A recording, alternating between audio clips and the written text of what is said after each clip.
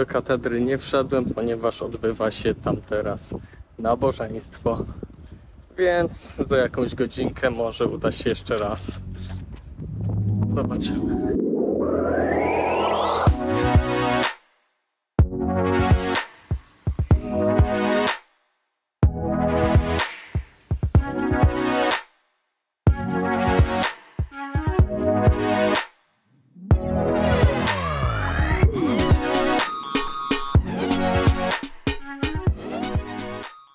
Moją dzisiejszą podróż rozpoczynam na stacji Sztokholm Centralny. Tutaj wsiadam do pociągu i jadę około 70 km poza miasto Sztokholm.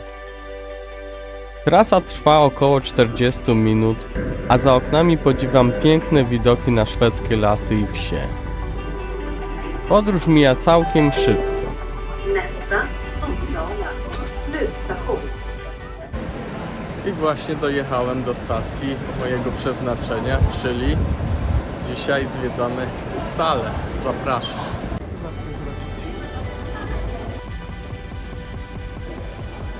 Teraz idę w stronę ogrodów botanicznych, gdyż lubię sobie oglądać roślinki. Później zobaczymy Starówkę oraz zobaczymy największą, najładniejszą katedrę gotycką w Skandynawii, która znajduje się właśnie tutaj.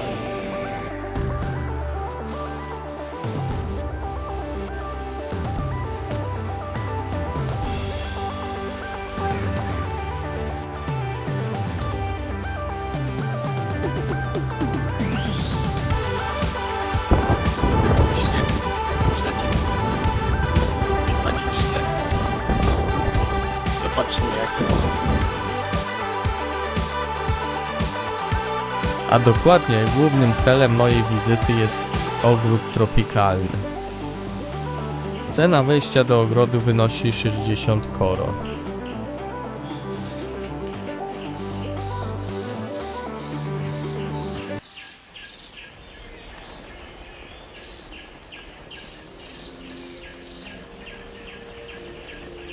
Jestem sobie w dżungli tropikalnej, ale nie w Amazonii, tylko w Uppsali. Też jest fajnie. Mam nadzieję, że się zrelaksujecie i pooglądacie, jakie piękne rośliny znajdują się w tym ogrodzie.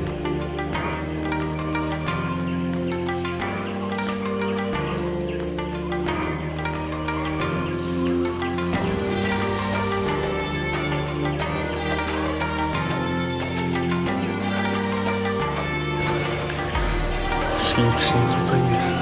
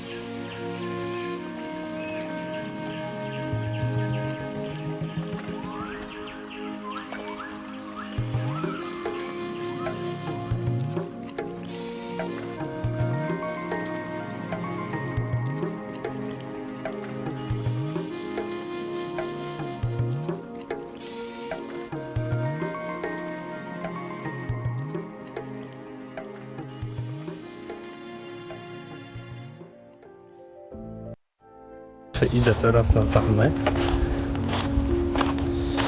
Nie będę wchodził, bo szału nie robi. Ale z zewnątrz muszę zobaczyć.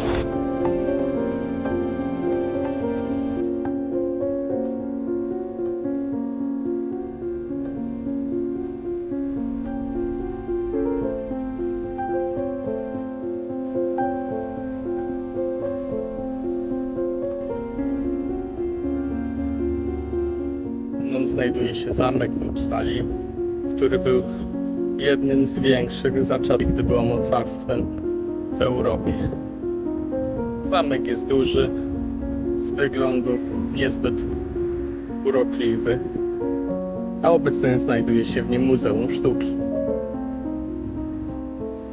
Budowę zamku rozpoczął Gustaw I Wasa w 1549 roku.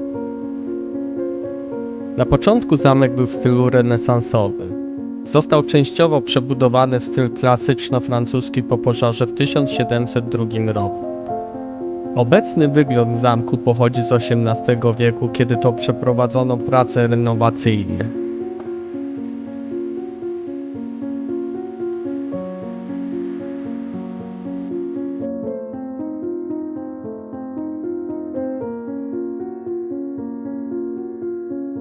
Bardziej ciekawym miejscem, do którego chcę Was zabrać, jest dzisiaj katedra, która znajduje się z tyłu. Jest to największa katedra w Skandynawii, gotycka katedra, śliczna, już kiedyś w niej byłem, a dzisiaj zabieram Was tam razem ze mną. W drodze do katedry w jej bezpośrednim sąsiedztwie znajduje się niewielki kościółek Świętej Trójcy. Oczywiście warto do niego zajrzeć. Kościół Świętej Trójcy w Uppsali to najstarszy kościół w centrum miasta. Znany jako Kościół Aniołów z uwagi na freski Alberta Pictora, zdobiący jego ściany i sufity, przedstawiające anioły. Kościół został zbudowany w okresie wczesnego średniowiecza. I jednym z największych wydarzeń historycznych związanym z kościołem jest śmierć króla Eryka.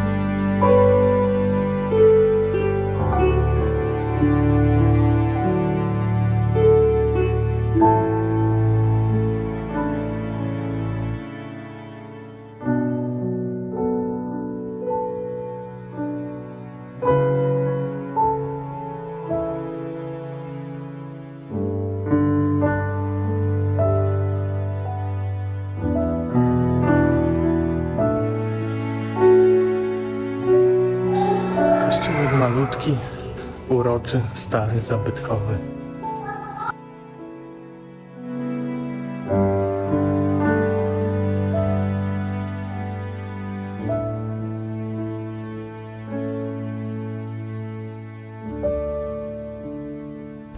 I już doszedłem do katedry. Zaraz wejdziemy do środka, jeżeli jest otwarta.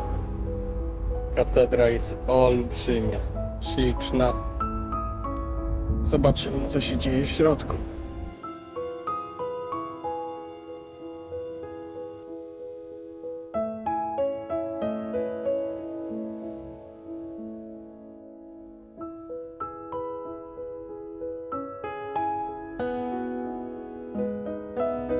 Do katedry nie wszedłem, ponieważ odbywa się tam teraz nabożeństwo. Więc za jakąś godzinkę może uda się jeszcze raz. Zobaczymy. A z drugiej strony katedra wygląda troszkę w remoncie. Ale i tak jest śliczna. Do boku. Katedra z drugiej strony również robi niesamowite wrażenie. Zobaczyć można jej olbrzymi, okrągły witraż.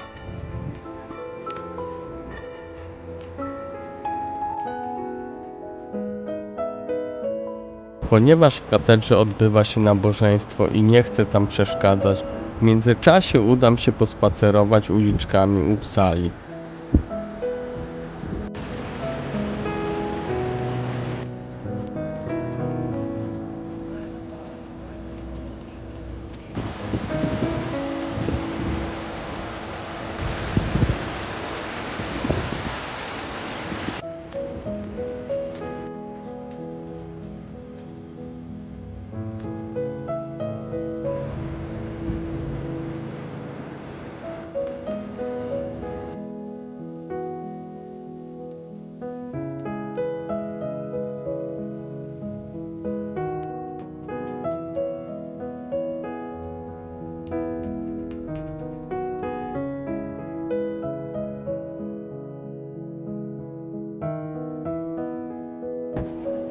Idziemy do katedry. Po krótkim spacerze ulicami miasta wracam do katedry. Mam nadzieję, że tym razem uda mi się w spokoju podziwiać jej przepiękne wnętrza.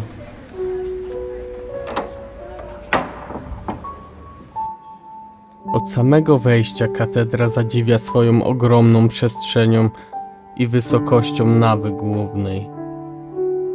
Wysokie, strzeliste sklepienia gotyckie, pięknie zdobione witraże i długie rzędy łuków tworzą atmosferę podniosłości i spokoju.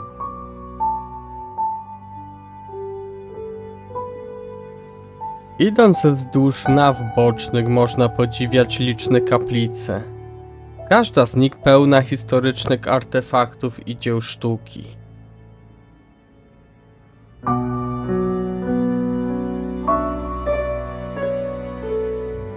W katedrze znajduje się wiele grobów i pomników, w tym grób świętego Eryka, patrona Szwecji, oraz króla Jana III i jego żony Katarzyny Jagiellonki, polskiej królewny, co stanowi ważny polski wątek w historii katedry.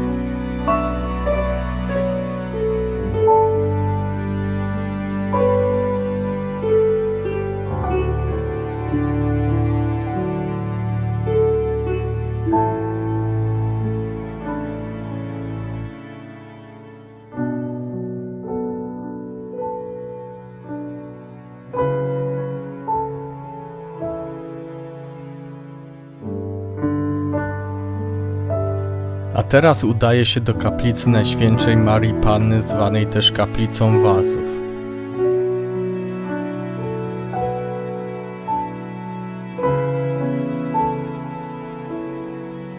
Pochowany jest tutaj Gustaw Wasa wraz z żonami. W tej samej kaplicy spoczywa także jego syn Jan III Wasa wraz z żoną.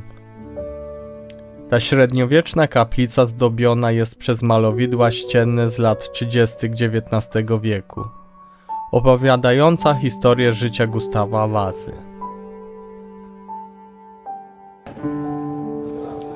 Katedra jest przepiękna.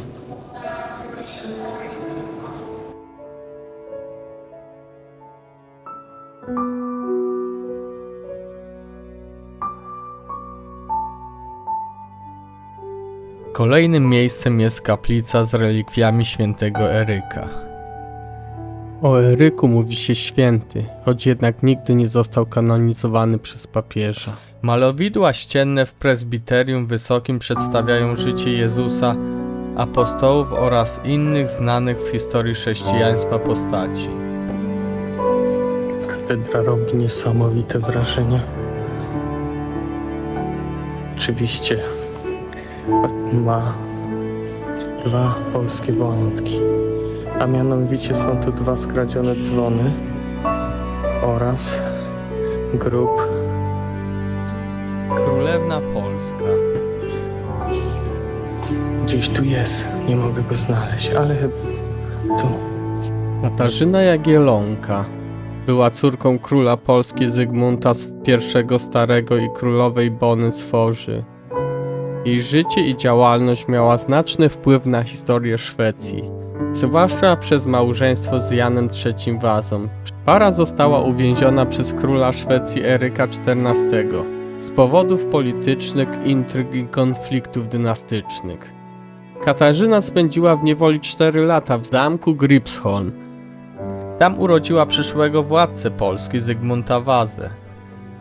Po uwolnieniu i obaleniu Eryka XIV w 1568 roku Jan III został królem Szwecji, a Katarzyna królową. Jej koronacja odbyła się w 1569 roku. Nad jej nagrobkiem umieszczono fresk z wyobrażeniem Krakowa.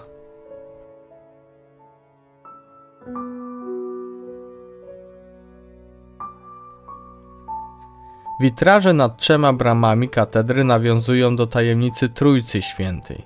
Nad bramą świętego Eryka, nad bramą świętego Larsa oraz nad bramą świętego Olafa.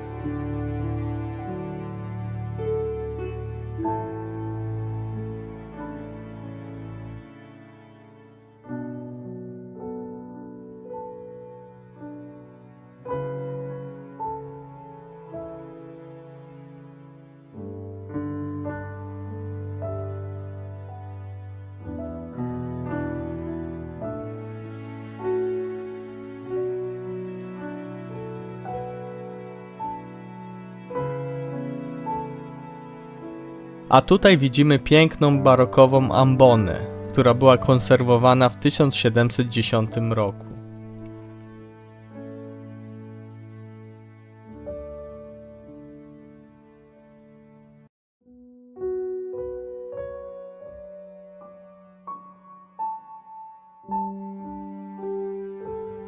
Tutaj znajduje się kaplica przedstawiająca 3 patronów katedry: świętego Olafa, świętego Eryka oraz świętego Larsa, który jak widać stracił tutaj głowę.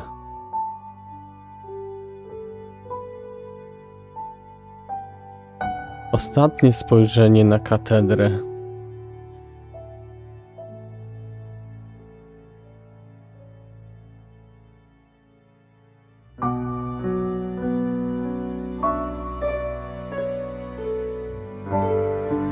A tutaj możecie przeczytać krótką historię.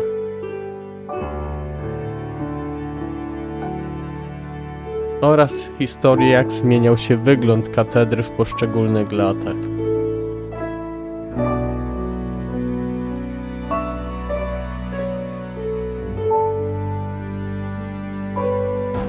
I tym oto sposobem wróciłem na dworzec w Uppsali, skąd wracam sobie do Sztokholmu. W tym miejscu żegnam się z Wami. Mam nadzieję, że film się podobał. Jeśli tak, dajcie lajka lub zasubskrybujcie mój kanał. Pozdrawiam.